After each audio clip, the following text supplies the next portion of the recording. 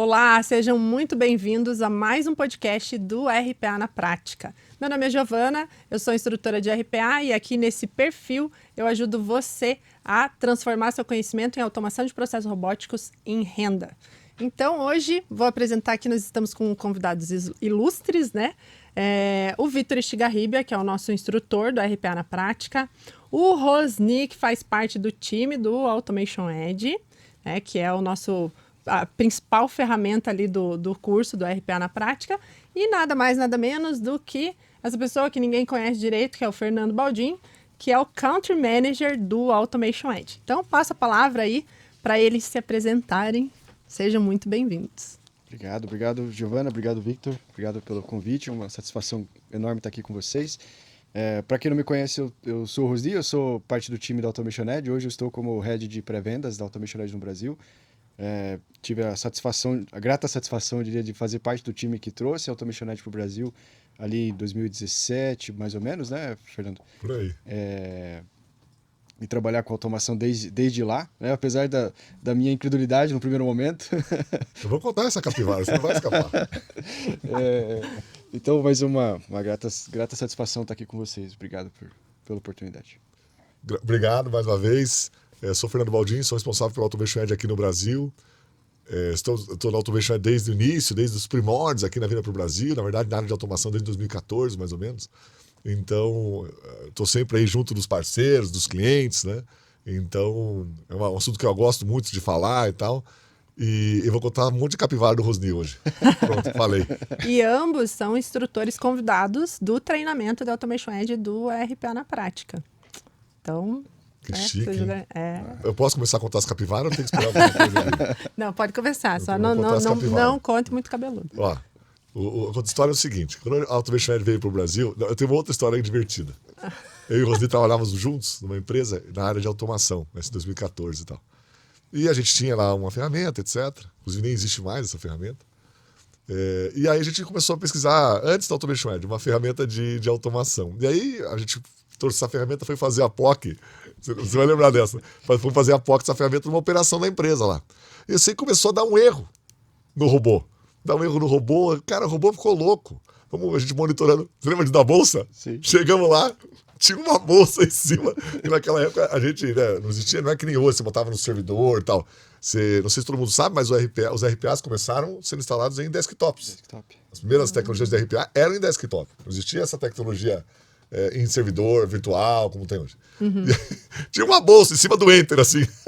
Lembra disso? Ficava na operação e aí o operador chegava pra trabalhar e colocava a bolsa ali, porque ninguém sentava ali, porque a máquina era do robô, né? Uhum. Ela chegava e jogava a bolsa em cima do teclado. Naquele dia ficou em cima do Enter. O robô não funciona, mas é mais difícil. Ai, cara. Mas a capivara que eu ia contar ele é outra. É que a gente estava começando e ele trabalhava, como eu falei, muita automação técnica, né? De interface background, assim, sem ser interface, na verdade. E a gente trabalhava nesse mundo. Esse mundo era uma delícia, né? Era uma programação e tal, não tinha. Você controlava tudo. Porque é muito mais fácil, é muito mais difícil uma API mudada que uma página web. Uhum. Né? Sim. E aí começamos a trabalhar. O Rosni trabalhava assim. Revoltos. Contrariado. E ele vazia, falava, calma, isso aqui tem potencial, cara, vamos. E foi, mas depois decolou. Rendeu. Que eu era acostumado com essa outra automação, porque, como o Fernando comentou, né, uma integração era muito mais difícil de mudar do que uma interface gráfica, uma interface de usuário final.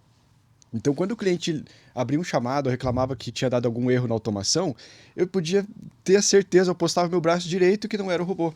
Né? Falava, olha, não tem como, ou você mudou o teu ambiente, ou não tem outra opção. Porque o robô ele faz sempre a mesma coisa da mesma forma, porque não depende de interface nenhuma, né?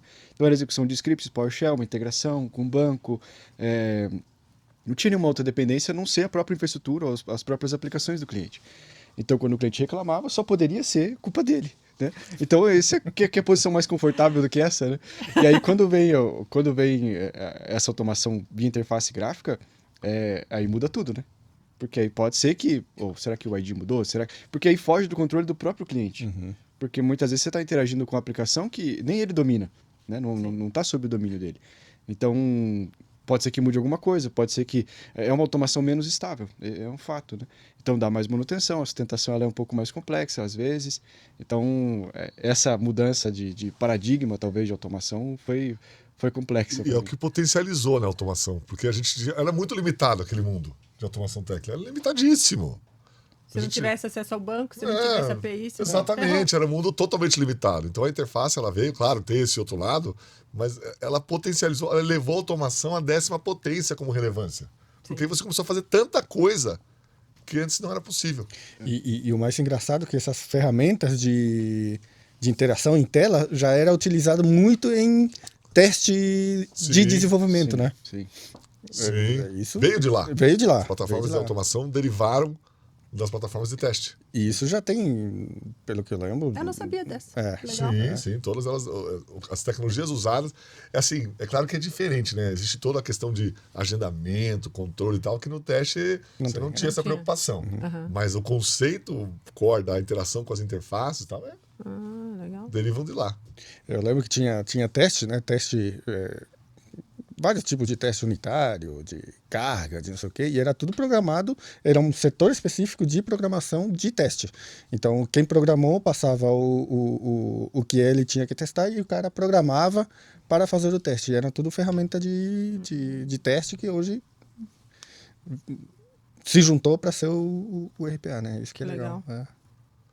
A própria Automation Edge, né? Tem recursos dentro do Automation Edge que vem de lá, né? Então, para interação, por exemplo, com a aplicação Java, aplicação desktop, assim, a gente tem dentro da ferramenta o Sarri, né? O Sarri Pro. O Sarri é uma ferramenta de teste. Né?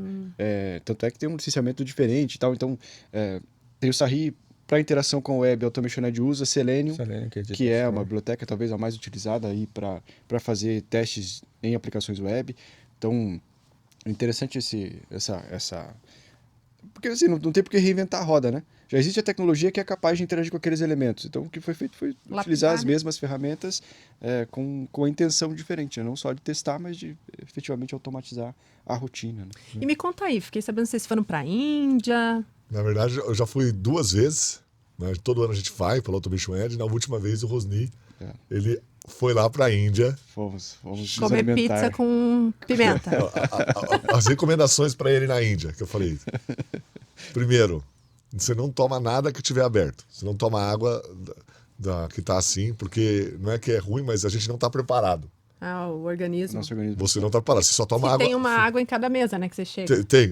É como nos Estados Unidos, tem aquela água aberta na torneira e tal. Não toma. E se vier aberta, não toma. Se o cara vier com a água aberta entregar no restaurante, não tome. Essa fechada. Né? E são orientações que a gente recebeu dos locais, inclusive, do pessoal de lá. Outra tática. Toma um café na manhã, porque a gente fica no hotel internacional, toma um café na manhã como se fosse almoçar. Lembra disso? Sim. Cara, come no café da manhã como se... Meu, sério, vai. Vocês comiam mesmo? Sim. Não, você tem que comer um monte, porque como a gente vai lá visitar clientes e tal, a gente almoça no lugar normal, não é um lugar turístico. Onde eles comem mesmo. Onde eles comem. E aí, teve um dia que lembra que nós fomos no refeitório lá e os caras, vamos comer aqui. Aí o Rosninho andando. Aí fomos lá, olhamos Voltamos. o buffet. Não, eu não tô com fome, sabe que eu não tô com fome? Tá tranquilo, acho que eu vou tomar só um cafezinho. Tomou um cafezinho. É tão diferente assim, O tempero é diferente. O Rosninho é mais ousado. Né? O Fernando aqui no Brasil ele não come de tudo. Imagina na Índia. Cara, aí teve uma história engraçada que a gente... Então, qual que era a tática? Toma um café da manhã forte, até ficar cheio assim. Aí o almoço você passa e a gente jantava no hotel. Então essa é a tática que a gente usava. Usa sempre quando vai lá. E aí um dia nós fomos jantar no hotel, chegamos assim, a gente quer uma pizza mussarela, né? Marguerita. Só que sem pimenta. Aí o cara, não, sem pimenta. Tudo entendido? Tudo entendido. Chegou a pizza e tal, o Rosninho meteu na primeira garfada. Coloquei na boca. Tem pimenta. Falei, não acredito.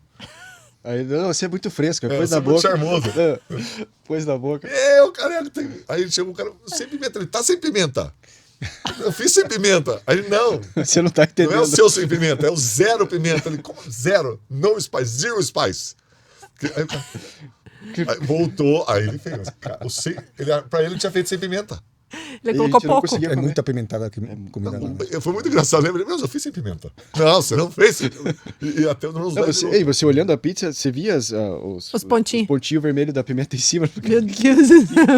Mas é que o sem pimenta deles é aquele tipo assim, botou quase nada de sal pra pegar fazer o sal nosso, né?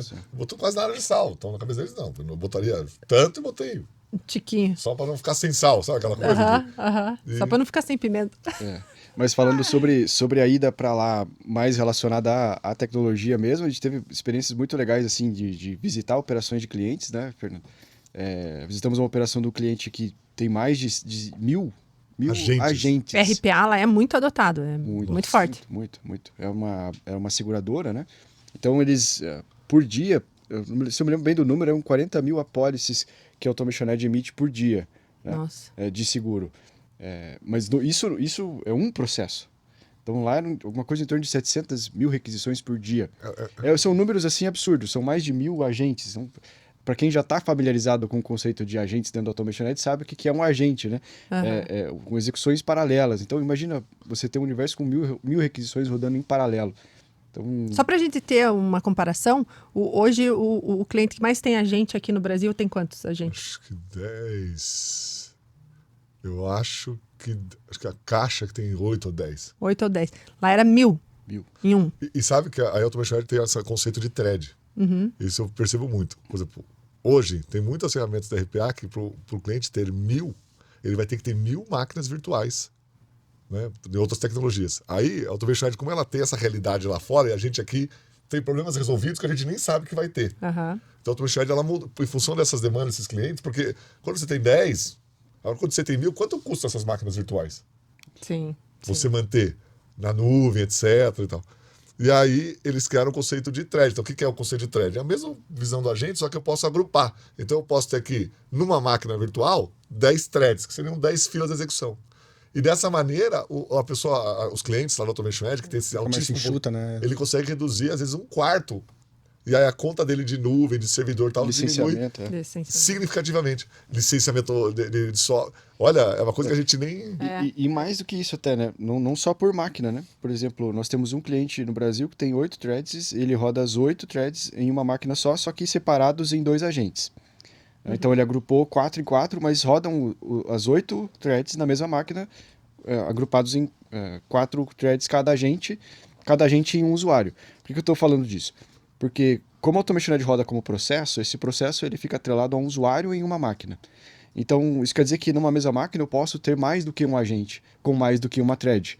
Então, isso, indo até em linha com o que o Fernando está comentando, você não precisaria ter uma máquina com um agente de 10 threads. Você pode ter uma máquina com 5 agentes de 2 threads cada. Não, você pode diluir isso. Obviamente que você precisa ter uma máquina com recurso, né? Com memória suficiente para atender a demanda que você quer executar. Mas você não precisa pagar uma licença a mais de Windows, por exemplo, para cada agente que você quer colocar para rodar, né? Sim. Então, essa é uma vantagem também da ferramenta ser executada como processo. E a gente percebe que lá o RPA ele faz muito parte do core. Eu acho que isso vai acontecer no Brasil. Lá o indiano ele usa RPA para 3 coisas muito fortes. Execução, né, de tarefas, ótimo, beleza. Para construção de MVPs de serviços novos. Então, assim, será que vale a pena a gente fazer essa conexão A ou B, dar esse serviço no background do app, da internet, ele tem um robô fazendo para ele validar. E o terceiro, basicamente quase um terço cada assim, ele chamava de MES, que é Management Information Services, que é basicamente a geração e envio de relatórios. E eu perguntava para eles lá, né, o Rosivo, assim, basicamente gerar relatórios no Excel, no Word e mandar para gestores. E eu perguntava, você tem BI? Não tem BI. Mas, né, se tem BI, por que você tem que mandar todo dia, toda semana? Mas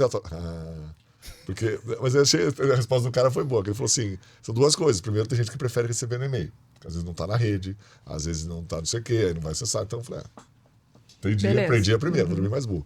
E o segundo que ele me explicou foi o seguinte, às vezes o gestor, o diretor, tal, ele quer ver de uma certa maneira, que é diferente do que o outro gestor quer ver. Se eu vou fazendo um BI para cada um, a minha vida vai se transformar num inferno. Então ele tem um core lá, que é uma gerencial. Você quer um negocinho de pouquinho diferente? Aí ele ia para esse serviço. Ele fazia o robô, consumia a mesma base, só transformava, a customização, vamos chamar assim, dos dados, ele fazia através de robô. Eu queria te perguntar uma coisa, Fernando. Você foi 2 vezes para lá, né? A Índia está bem à frente em questão de inovação, RPA, comparado com o Brasil, né? Sim. Quanto tempo à frente ela boa. está? Em que ponto, em que momento a gente está no Brasil em comparação com a Índia nesse tempo? Quando que eles começaram isso, né? A Índia é para o mundo, na área de TI, o que a China se transformou na manufatura. Então, pra você ter a dimensão do que a Índia é, na área de tecnologia, mão de obra de tecnologia, ela teve uma visão lá atrás, nos anos... Você tem que lembrar que a Índia tem 75 anos de país independente. Sim, sim. Então, há 30, 40 anos atrás, tiveram essa visão. Vamos ser o centro de tecnologia do mundo. Então, todas as grandes empresas do mundo têm hub de tecnologia lá. Microsoft, Oracle, todas. Então, isso potencializou muito a mão de obra. Então, eu digo para vocês, do ponto de vista de tecnologia, de mão de obra, eles estão... O Brasil tem um déficit estimado de 500 mil pessoas na área de tecnologia por um relatório, acho que da Brascom. Então, eles não têm esse... Então, eles estão, sei lá, 10 anos na nossa frente. Por primeiro motivo, essa visão estratégica. Segundo, a Índia é um país que tem 6 vezes a população do Brasil, com metade da área. Então, imagina que no teu bairro, você tivesse 6 pessoas, 6 vezes mais habitantes, na sua casa, no seu apartamento, com metade da área do bairro, da casa. Então, eles são concentrados. E 1,7 bilhão de pessoas, se 10% for gênio, é quase a população do Brasil de gênio. Então, o mercado é muito competitivo. Eles fazem mestrado, doutorado, né? O Rosito tinha oportunidade. PhD é normal. Aqui no Brasil você não encontra no mercado corporativo um PhD. Não é, acho que ele dá aula. A gente associa já, né? Lá não, se ele não fizer. Aqui a gente faz aquela pós marota e fica, né? Lá eles fazem doutorado, mestrado, e não é porque ele vai dar aula, é porque ele precisa se qualificar. Então eles estão uns 10 anos na nossa frente, na disponibilidade de mão de obra, de tecnologia de RPA, eu acho que uns 5, 10 também, muito à frente. Mas em outros aspectos, como infraestrutura, eles estão atrás. Essa infraestrutura... Que loucura, né? Transportes, assim, é incomparável. O Brasil está... Eles estão 20 anos atrás nessa parte de infraestrutura urbana. Sim, é um caos, mas eles estão investindo muito. Então, hoje a Índia já é o 6º ou 7º país em PIB, passou já a Itália, Canadá, Brasil, etc. E se diz, né, que nos próximos 5, 10 anos ela vai ficar em 3º. Então, esse é a Índia ela teve essa visão estratégica de investir numa educação que, na verdade, eles herdaram dos ingleses, a educação de qualidade. Foi herdada muito do britânico, que esteve lá e dominou. E esses 75 anos aí que eles ficaram independentes, eles fizeram uma revolução, que nós aqui no Brasil, algumas partes estamos na frente, na parte de infraestrutura urbana, etc. Algumas partes nós estamos atrás, com uma educação que reflete na mão de obra, que reflete um pouco nessas áreas tecnológicas. E o Brasil, em questão de RPA, comparando no tempo da Índia, assim, está 5 anos? Nós estamos uns 5, 6 anos atrás. Assim, as empresas lá já não discutem se RPA é útil. A discussão é aonde a gente vai usar e onde a gente não vai usar. Aqui você vê muita empresa ainda, será que RPA, automação, é algo bom para mim? Será? Não sei. Lá já não tem essa dúvida. Até porque outra característica que lá virou um terreno muito fértil para automação. Porque assim, com 1,7 bilhões de pessoas, Sim. Aqui no Brasil somos 220. Um banco lá, por exemplo, um serviço financeiro, que tenha 10% do mercado, ele tem quase a população brasileira de clientes. Então a automação era fazer ou fazer, para eles conseguirem escalar sem quase inviabilizar o negócio. Por isso, então aqui no Brasil a gente tem um outro contexto, mas eu acho que aqui a gente tem o Brasil na América Latina, ele está bem à frente. Na América Latina, claramente, o Brasil, até na América, o Brasil hoje, ele está muito próximo dos Estados Unidos. Não há esse gap tecnológico dessa parte de automação com os Estados Unidos, por exemplo. Nós estamos mais ou menos na mesma batida. Opa, desculpa. Sem violência. Então tem esse contexto. O Brasil está avançado. A Índia ela é muito avançada nesse aspecto. Mas aqui a gente tem evoluído bem, mas ainda as empresas que investiram. Tem um grande grupo aí, mais da metade do mercado, que está naquele vou, não vou. Será que é bom? Será que não é bom? Então é assim que eu vejo. Você acha que uns 20% mais ou menos dessa empresa estão adotando ou nem chegou a isso ainda? Aqui no Brasil? Eu acho que a gente chegar perto de 40%, 50%, assim, é muito. Eu faço muita reunião.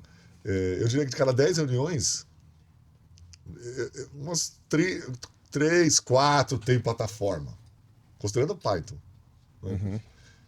Muitos ainda não têm, estão vendo, estão analisando. Não sei vocês, assim, mas não é assim, a cada 10 reuniões, 8 já tem. São poucos que em reunião que a gente entra assim que o cliente ou que o prospect já tem uma tecnologia dentro de casa, são bem raros mesmo. E o Brasil é muito grande, né? Então eu não sei, eu acho que o Fernando falou em 40, 50, eu já vou mais na faixa dos 20 que o Vitor comentou, assim. A impressão que eu tenho. Né? Não quis assim ser tão... Mas tem muita oportunidade. O mercado, ele ainda ele não assim, tem muito espaço para democratizar essa tecnologia. Porque hoje eu vejo que o que está investindo são empresas grandes ainda, não tem empresa... Tem algumas médias... mas é pouco ainda. Mas é pouco ainda. Empresa pequena, que é a grande maioria... Tem muita empresa pequena que acha que a conta não vai fechar, né? Que aí talvez ele nem para pensar, para analisar o quanto a tecnologia poderia transformar o negócio dele. Então, tem um pouco desse preconceito ainda, não? Esse tipo de tecnologia, até pelos preços e valores que... não vou falar da Automation Edge especificamente, porque a nossa intenção é justamente democratizar esse acesso. Mas... pelo contexto geral, assim, é uma tecnologia cara ainda, né? Então, as empresas menores, muitas vezes, elas acabam nem indo atrás de olhar, porque isso aí já não é para mim. Enquanto, na verdade, talvez seja. Você veja, nós temos clientes com 80 funcionários que tem Automation Edge, com 100... a gente tem muitas cooperativas da Unimed, né? A cooperativa Unimed de plano de saúde, ela é cheia de empresas médias, né? Porque ela se distribui muito por região. É uma característica. Tem umas muito grandes, mas a gente tem Unimedes assim, com 300 funcionários, e aí você vê que esse range de 100, 200, 300 colaboradores, que no contexto macro, uma empresa média, pequena, né? Ele ainda é totalmente inexplorado. Totalmente. Assim, essa empresa vai ter 2, 3 pessoas na TI, 4 no máximo, dependendo aí do segmento. E aí eu sempre digo o seguinte, né? Esse crescimento ele vem muito mais dessa influência. Por que eles estão investindo agora? Porque os pares estão fazendo e está dando certo. Então isso demora.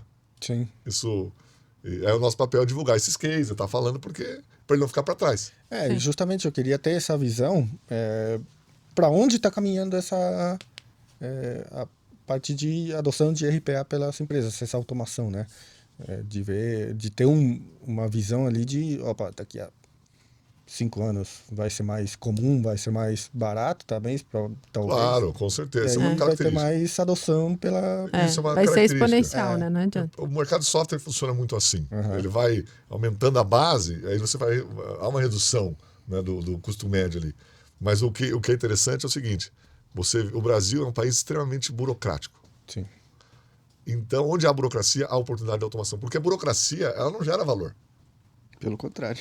Ela só, né, não estou dizendo que ela não é necessária, mas ela não gera valor. Então, quando a empresa que achar a forma de lidar com aquela burocracia com menor custo, ela vai sair na frente. Gente, quero agradecer muito por vocês participarem aqui, né, desse podcast junto com a gente. Foi muito bom. E a gente vai fazer mais vezes, com certeza. Muito obrigada, tá? Valeu, gente. Obrigado. Valeu pelo convite. Obrigado, gente.